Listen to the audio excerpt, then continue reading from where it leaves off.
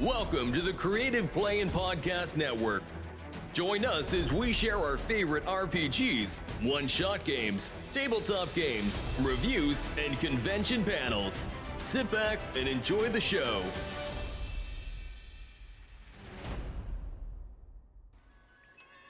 Hi, this is Kelly, aka Trixie from Ragnarok and Roll, assigned to Ragnarok Story, and Tilda Wimblewick from D&D Journey of the 5th Edition.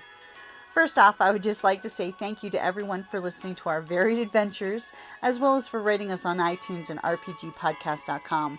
If you haven't rated us yet, we would greatly appreciate it if you could. And if you're looking for more ways to support our efforts, we are now on Patreon, a great site where you can help us continue making more podcasts, as well as some special surprises for our patrons. If you can, please look us up at www.patreon.com/cppn. Every little bit helps. And again, thank you for listening. Hey guys, Jim here. And Kelly. Welcome back to the 25th day of RPGaDay 2023. It's a mouthful, 25 days. I know, the month seems to just be flying by. It's flying by because there's so many events coming up, and it's been such a hot summer for pretty much everybody. So I want to throw out for today. Today is a sad day. It's a moment of silent day. Let us take a moment for the unplayed RPG that we own. So many things, so little time. That wasn't very silent. No. So today's prompt is the unplayed RPG that you own. And it is a sad, sad topic because we all know it's a game that we want to play because we purchased it. But it's sitting on the shelf collecting dust, and we will not ever part with it until it is played, even then. I can't help it. I'm a big game hunter of RPGs. I buy them, I play them, I put them on my wall. I mean... Oh, no, absolutely. I'm looking at a couple here. And I know of some, like, one was a birthday present for you. That's the one I'm going with. Okay, well, let's see here, because that's one. Well, I just found out that we have a PDF copy of ElfQuest, and I've never gotten to play it. But that's one of the ones. I have a book for the Wardlings. We have Cats and Catacombs and Dungeons and Doggies. They're little, that's miniatures, but they're like cat bards and clerics and not like Felis, but they're little. Just adorable. Okay, yeah, but yeah. How about you? For me, I'm totally going to go with Free League's very cool, mystique, very mysterious RPG of Vesson. Because, of course, I'm totally hooked on the Vesson as Vesson, because remember the show Grimm? They called them Vesson, which goes back to the You like the show, that's why I got you the book. I thought, hey, I found out there was this RPG about the Vesson, and I know you liked that show, so I'm like, yep, I arranged to get you that book so that, you could play with it. Yep, and we've yet to find the time to actually get to play it, but, it's a great Victorian era where the world of the supernatural is meeting the Industrial Revolution, and the beautiful part of Vesson is it's not the Monster of the Week Monster Hunter game.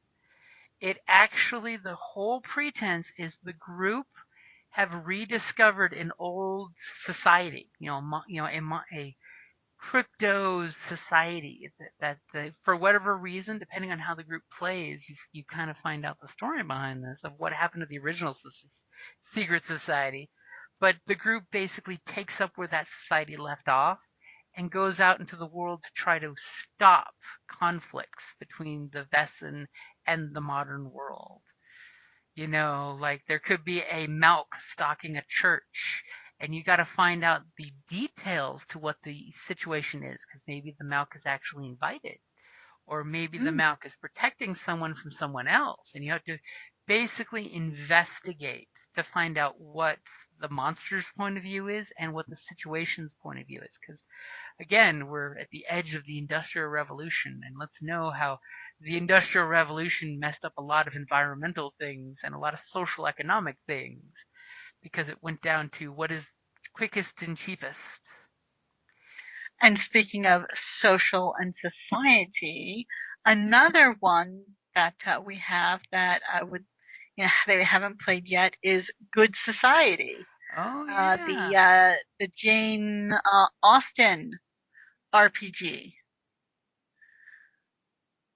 So That's I have another to good do one. that. And that one's of course a very social game, But yeah, that's another one. That's definitely another one. It's sitting on the kitchen table too. Mm-hmm. I just moved it the other day as I was, getting some stuff, and I'm like, I know exactly where that book is too.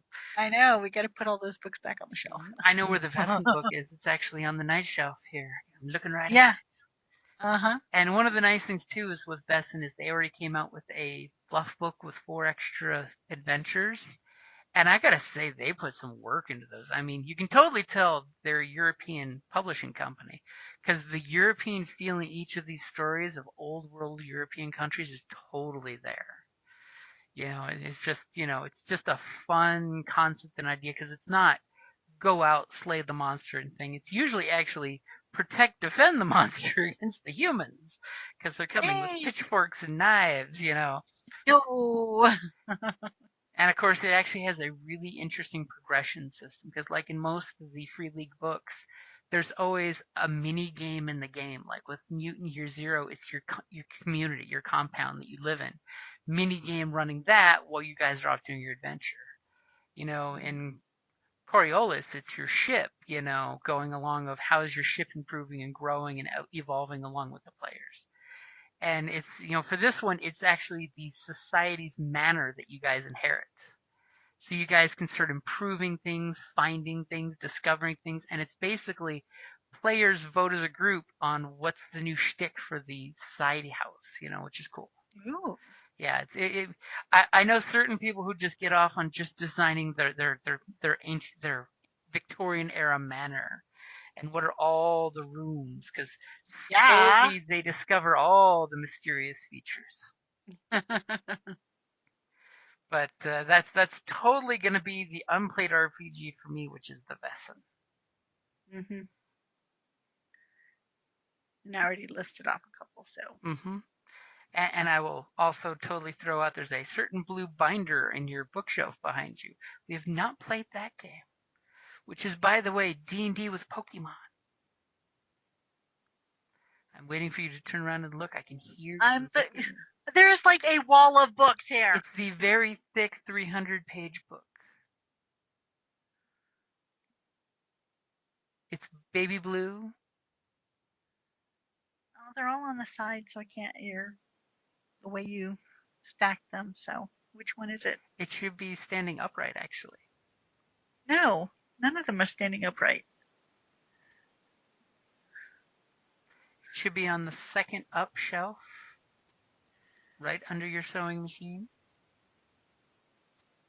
Oh, over there. I thought. Over I there, thought you meant yes. on the Where big bookcase. No, over by your sewing machine.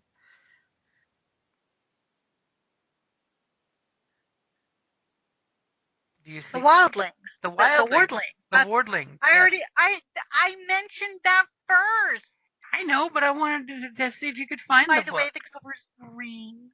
It's green? Well, it's mostly blue if you look at the front cover. It was like the first one that I mentioned was the wardlings. Mm-hmm. The wardlings is a fun little Pokemon D&D setting, sort of like Magi Monsters, which was another one where your monsters actually evolve, which is cool. But wardlings is they stay cute little wardlings that usually only you can see.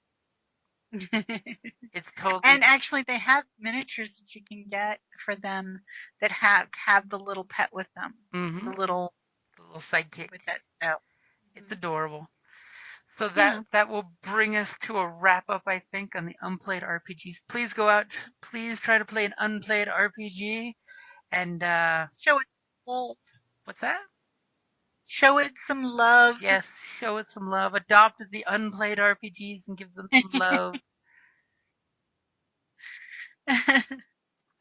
Alrighty, guys. Thank you for listening. Bye. Thank you for listening to the Creative Play Podcast Network. If you enjoyed our show, please check out D&D Journey of the 5th Edition and Ragnarok Enroll a Scion Hero to Ragnarok Story. Also, check out our Patreon page for more content and behind-the-scenes things, as well as joining us for a one-shot game or two.